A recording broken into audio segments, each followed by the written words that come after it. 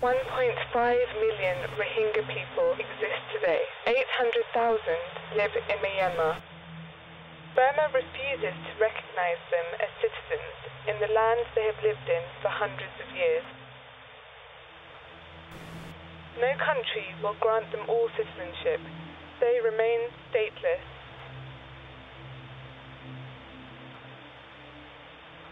The United Nations has deemed them one of the most persecuted minorities in the world.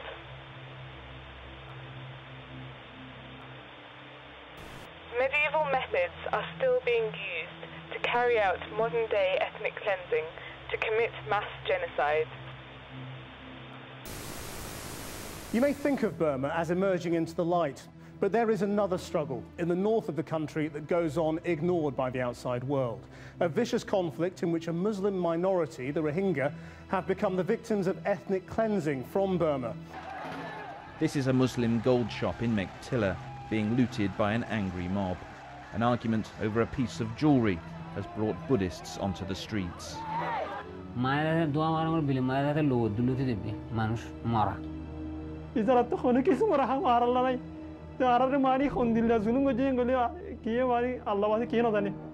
The Rohingya have faced some of the most severe repression of any of the different ethnic groups in Burma. They've been particularly targeted by the military dictatorship because of their religion and their ethnicity.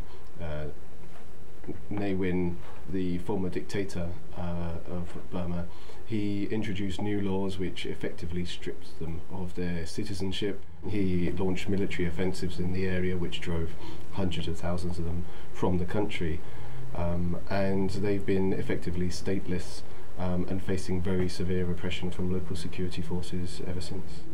What you had with the Rohingya has been a state-level persecution that has been quite severe, where you have security forces and police and local authorities who do everything they can to make life very difficult for the Rohingya, and the limits on them travelling, so like children couldn't even walk to a nearby village that might be a few hundred metres away to play football with friends. They don't have a basic freedoms like freedom of movement, marriage, education, and the trade and commerce. In addition to that, they have been invariably subjected to criminal atrocities and arrest, torture, rape, murder, and looting, and other grave human rights violations. They were denied permission to go into further education, denied permission to own property, and then they faced more severe sort of human rights abuses from the security forces, who are constantly extorting them, sometimes using them as forced labour, physically abusing them, using rape. So there were a whole series of human rights abuses, but there are Rohingya from the area who say while there was overlap, that the two communities at different times have lived in harmony and relative peace, even if there is widespread prejudice against the Rohingya. They were using each other's shops. People were, Rohingya children were friends with Rakhine children.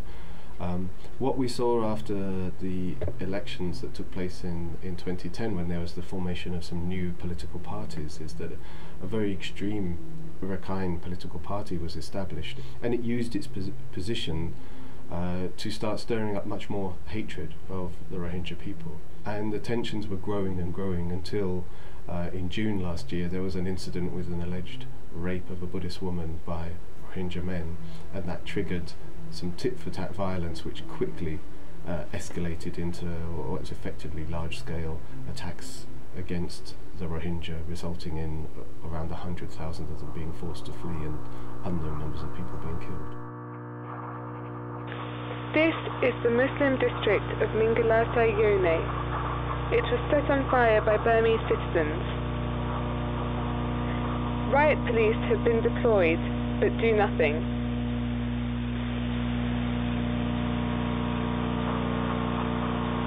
A Rohingya boy is caught out in the open.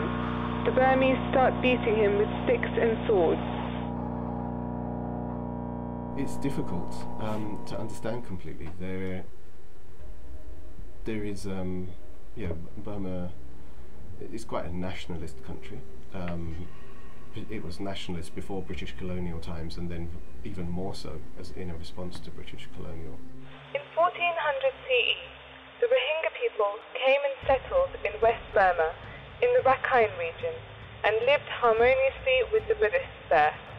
In 1785, the Buddhist Burmese from the south of the country conquered the Rakhine region and drove out or executed the Rohingyas. Many of the Rohingyas fled to Bangladesh. In 1826, the British took control of the Rakhine region and encouraged the Rohingyas to move back to the area.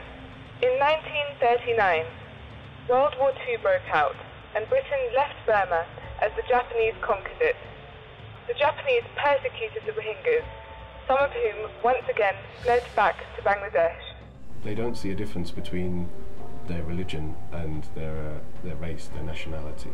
People who are not Buddhists here are not considered real, genuine Burmese by many people in Burma. I think from the government, they are the legacy of a very unpopular dictatorship. It's the same people in charge. They've just taken off their uniforms. They're facing being wiped out in the 2015 elections if they allow it to be free and fair in any real way. And they see this nationalism as a way of trying to build support. I mean, Thein Sein first last year he proposed to the UN that they assist in deporting every Rohingya person from the country. I mean, that's just like asking for UN cooperation with a policy of ethnic cleansing. So I think the government is seeing this as an opportunity for them to get public support, and also to make life very difficult for their main opponent, Aung San Suu Kyi, because if she comes out strongly supporting the Muslim community in Burma, then she'll take a political hit on that. It will lose her some support. So I think they're seeing it's to their advantage to allow this hatred to be spread and to encourage it. One of the original ways that many people did leave Burma was through the border with Bangladesh, but that is now one of the most secure borders, and it's much, much harder for Rohingya people to get across into Bangladesh now. One of the other routes that people are using now is to try to flee by boat, and paying and being exploited to try to escape. Usually to try to, as a first stage, to get into Malaysia, and then from there is staying there or trying to go on to other countries. Some of the luckier ones who are wealthier are able to bribe officials to get a Burmese passport and then to leave the country legally. Thailand is a country which is very hostile to refugees.